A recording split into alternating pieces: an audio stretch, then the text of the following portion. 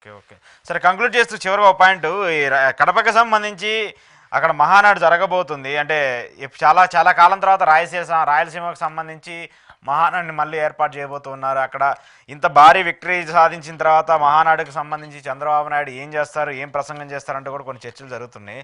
ముఖ్యంగా జగన్మోహన్ రెడ్డి టార్గెట్గా కడపలో మహానాడు పెట్టారా, లేదంటే వైసీపీకి లేదంటే రాయలసీమలో టీడీపీ కంచుకోటను మళ్ళీ రియాక్టివ్ చేయడానికి ఇలాంటి పరిణామం చోటు చేసుకుంది అనుకోవాలా? కడపలో తెలుగుదేశం తన కోసం మహానాడు పెట్టుకుంటే సక్సెస్ అవుతుంది. జగన్ టార్గెట్ చేసే కోసం మహానాడు పెట్టుకుంటే బూమ్రాంగ్ అవుతుంది.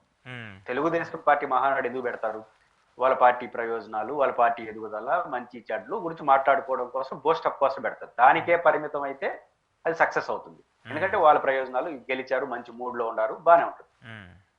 కడపలో జగన్మోహన్ రెడ్డి గారి జిల్లా కాబట్టి ఆడ పెట్టేసి మహానాడు విజయవంతం చేసేసి జగన్మోహన్ రెడ్డిని ఇరిటేట్ చేద్దాం, జగన్మోహన్ రెడ్డి సంగతి తేలుద్దాం, ఇట్లాంటి ధోరణికి పోయినారంటే మాత్రం తెలుగుదేశం పార్టీకి బూమ్రాంగ్ అవుతుంది. ఎందుకంటే తెలుగుదేశం పార్టీ దేశం అంతా ఉంది, అంటే తెలుగు వాళ్ళు ఎక్కడ అక్కడ తెలుగుదేశం పార్టీ కంటే అభిమానులు ఉంటారు, కడపలో కూడా ఉంటారు. కడపలో ఉన్నప్పుడు పులివెందులో పెట్టినా తప్పులేదు, కడపలో పెట్టి ఎవరు తెలుగు మహానాడు అంటే ఏంటి? వాళ్ళ పార్టీ సభ్యత్వంలో వస్తారు. మహానాడు కడపలో పెట్టినా వస్తారు, కుప్పంలో పెట్టినా వస్తారు, పులివెందులో పెట్టినా వస్తారు, వాళ్ళ పార్టీ సభ్యులే, వేరే వాళ్ళు రారు. కాబట్టి దీనికి పెద్ద విశేషం ఏం కాదు. కాకపోతే దీన్ని చూసి కడపలో మనం ఓడించేసాం మెజారిటీ సీట్లు, ఇప్పుడు మహానాడు పెట్టాం, రేపు పులివెందులలో ఓడించేస్తాం, ఇట్లాంటి ధోరణికి కానీ వెళ్ళారంటే, ఇప్పుడు కడపలో మీటింగ్ పెట్టి మహానాడు అంతా జగన్ తిట్టడం మొదలు పెట్టారు అనుకోండి, మామూలుగానే జగన్ తిడతారు. కడపలో పెడితే ఇంక ఉత్సాహం ఎక్కువ కదా, మన వాళ్ళు ఉపన్యాసకుడు ప్రతి ఒక్కడు ఇంక జగన్ తిడతారు. నీ పని అయిపోయింది, కడపలో వచ్చాం, నీ ఊరికి వచ్చాం, బాలకృష్ణ గారి డైలాగ్ ఉంది కదా, నీ ఇంటికి వచ్చాం, నీ ఊరికి వచ్చాం, ఈ డైలాగులు అన్ని చెప్పుకుంటా ఉన్నారు అనుకోండి. కడపలో జగన్ నామస్మరణ, మహానామస్మరణ మారిపోయి జగన్ నామస్మరణగా మారిపోయింది అనుకోండి, ఎవరు నామస్మరణ జరుగుతుందో వాళ్ళకి వెళ్ళిపోతుంది ఖాతా. కాబట్టి కడపలో పెట్టడాన్ని తప్పట్లేవు. నేనైతే ఒక రాయలసీమ వ్యక్తిగా తెలుగుదేశం పెట్టడాన్ని ఎందుకు స్వాగతిస్తున్నానంటే, కడపలో పైన తెలుగుదేశం పార్టీ తెలుసో తెలియకో ఒక పొరపాటు ప్రచారం చేస్తా ఉంటుంది.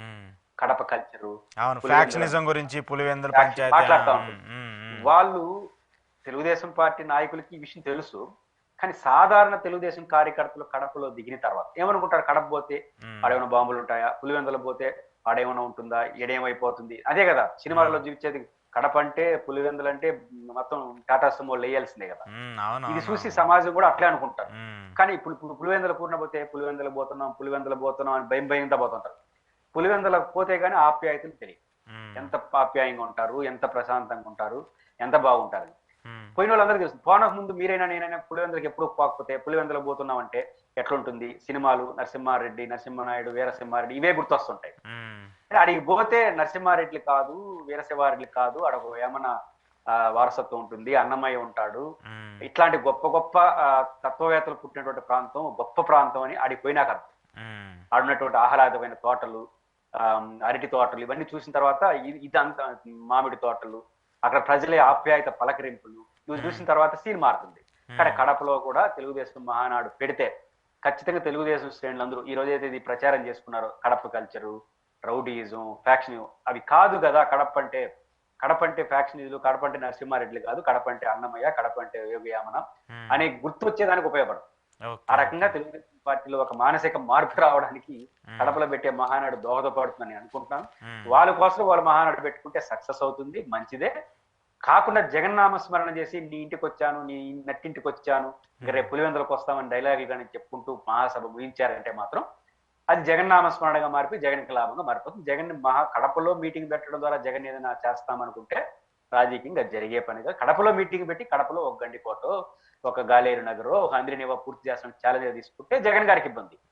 మీరు జగన్ తిడతా మొదలెట్టారనుకోండి అది మీకే ఇబ్బంది. కాబట్టి ఏం చేస్తారని చూడాలి.